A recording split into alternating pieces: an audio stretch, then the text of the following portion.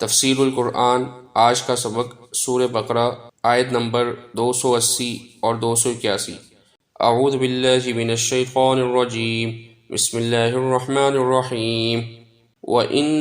كَانَ ذُو عُسْرَةٍ فَنَظِرَةٌ إِلَى مَيْسَرَةٍ وَأَن تَصَدَّقُوا خَيْرٌ لَكُمْ إِن كُنتُمْ تَعْلَمُونَ وَاتَّقُوا يَوْمًا تُرْجَعُونَ فِيهِ إِلَى اللَّهِ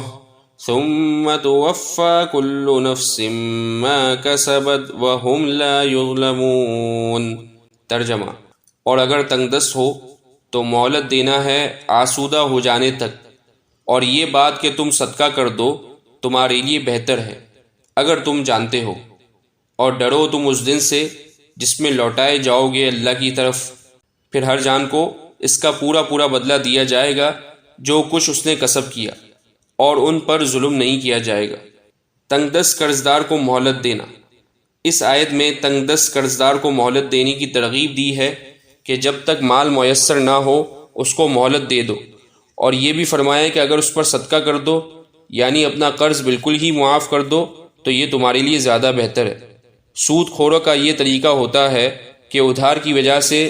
اصل مال پر زائد رقم لیتے ہیں، اور جب قرض دار وقت پر ادا نہ کر سکے تو دل سے خوش ہوتے ہیں اور سود کی رقم کو اصل کے ساتھ ملا کر مزید سود لگاتے ہیں۔ اللہ جل شانہ نے اس کے بخلاف حکم دیا، اول تو اصل رقم سے زائد نہ ٹھہراؤ، غریب کی حاجت پوری کرنے کے لیے قرض دے دو، پھر جب دیکھو کہ باوجود مقررہ اجل پورا ہونے کے وہ ادائیگی پر قادر نہیں تو اس کو مہلت دے دو، اور اگر بالکل ہی معاف کر دو تو یہ اور زیادہ بہتر ہے۔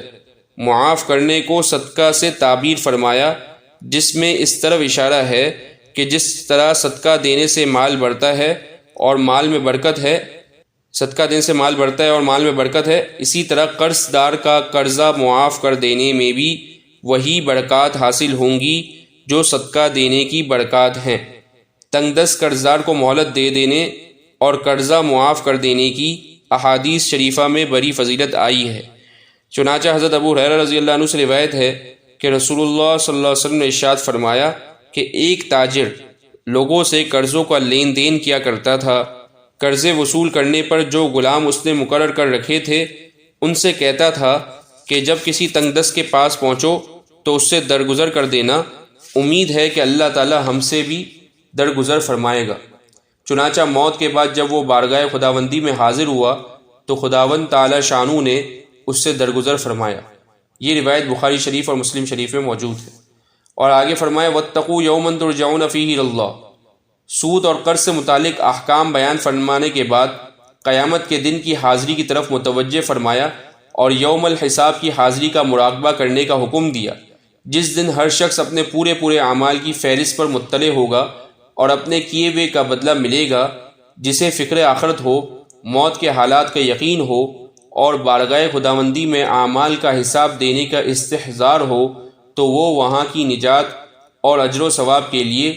ہر طرح حرام مال کو بآسانی چھوڑ سکتا ہے اور اس کے لیے اپنے نفس کو راضی کر سکتا ہے۔ وآخر دعوانا ان الحمد للہ رب العالمین۔